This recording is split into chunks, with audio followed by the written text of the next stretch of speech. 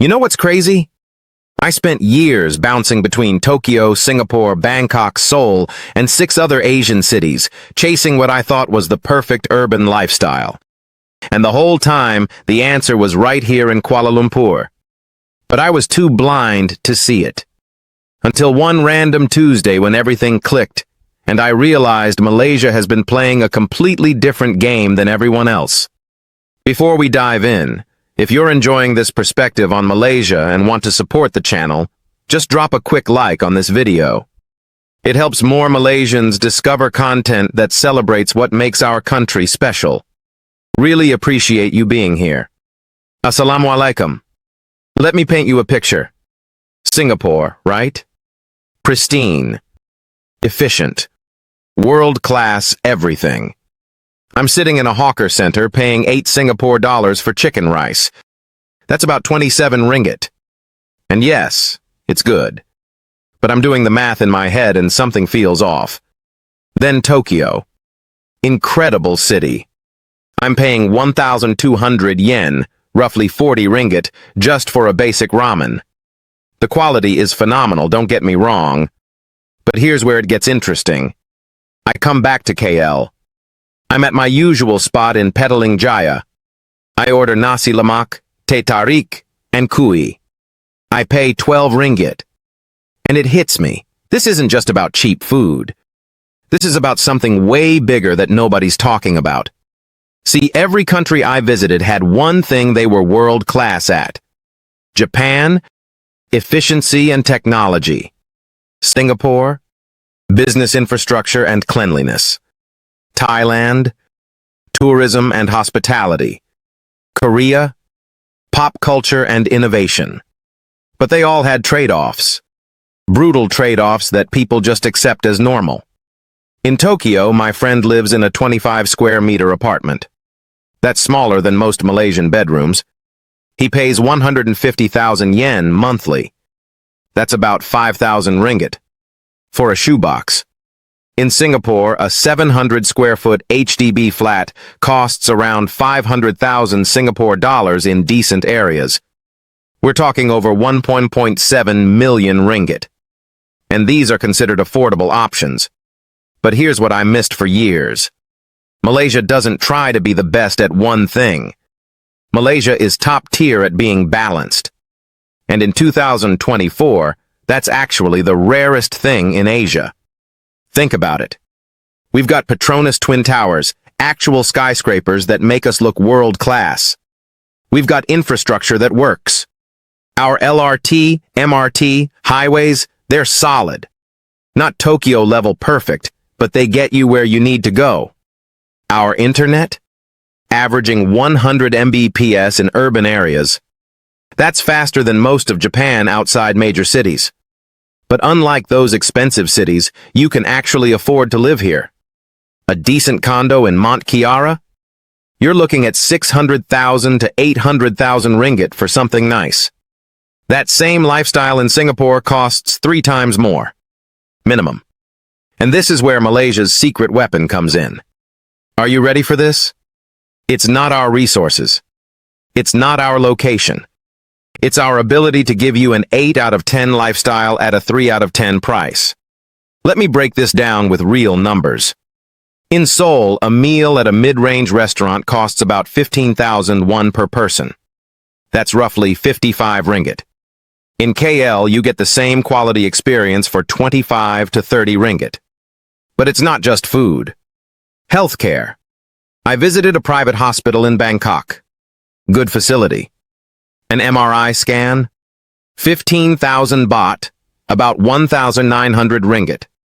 In Kuala Lumpur, same scan at Gleneagles or Pantai? Around 1,200 ringgit. Same quality, European-trained doctors, equipment from the same manufacturers. You're saving 700 ringgit on one procedure. Education. International schools in Singapore charge 30,000 to 40,000 Singapore dollars per year. That's over 100,000 ringgit annually. In Malaysia, top international schools run between 40,000 to 70,000 ringgit. Still expensive, but you're talking about half the cost for comparable education. Now here's what really made me understand Malaysia's position. I was talking to this Japanese guy in Osaka. He works for a major corporation. He's got a good job, decent salary. But he tells me he can't afford to have kids. The cost is just too high. Daycare in Tokyo costs 50,000 yen monthly, around 1,700 ringgit, plus all the other expenses. It's financially impossible for many young Japanese couples. In Korea, I met this couple. Both professionals. They live with his parents because they can't afford their own place and save for their future simultaneously. The pressure is insane. They work 60-hour weeks just to maintain a basic standard of living. And suddenly, Malaysia makes perfect sense. You can have a career, buy a house, start a family, and still have money left over for holidays and savings. That's not normal in Asia. That's actually super rare. But wait, there's more to this. Malaysia has diversity that other countries pay luxury prices for. You want Japanese food? We've got authentic spots in KLCC run by Japanese chefs. Craving Italian?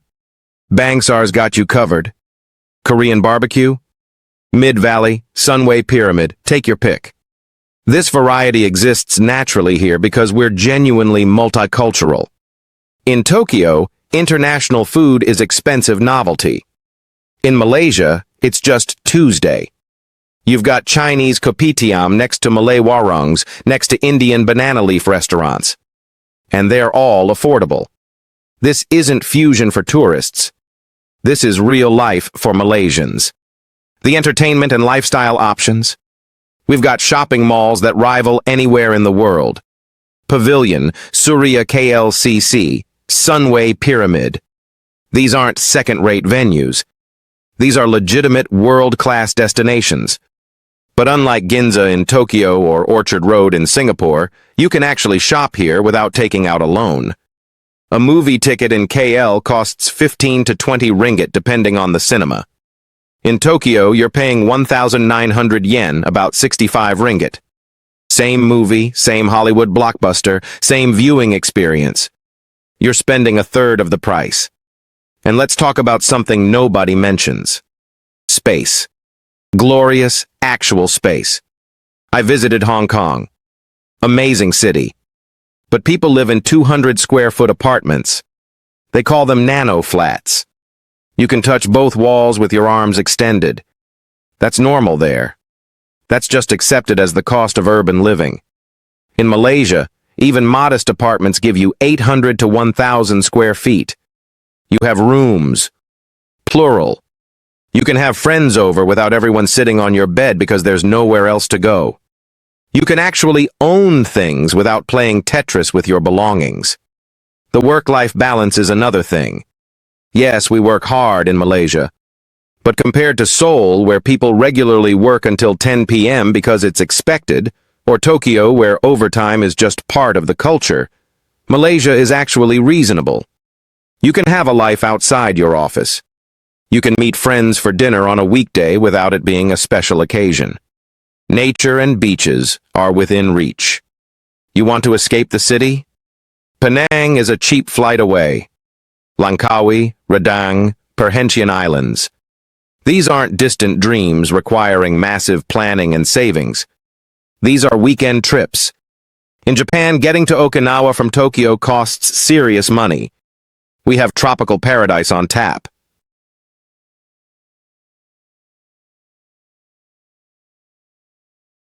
Here's something that really struck me in Vietnam. Beautiful country, growing fast. But the infrastructure is still catching up. Traffic is chaotic. Basic services can be hit or miss. Malaysia went through all that already. We've got the stability and infrastructure of a developed nation with the affordability of a developing one. That's an insanely rare combination. Even our airports. KLIA is genuinely good. It's not Changi level, but it's clean, efficient, and modern. And unlike Changi, where everything costs premium prices, you can eat at KLIA without maxing out your credit card. The medical tourism industry in Malaysia is massive, and there's a reason. Foreign patients come here because they get Singapore quality health care at prices that make sense.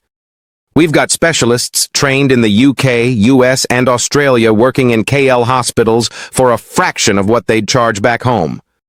Now, I'm not saying Malaysia is perfect.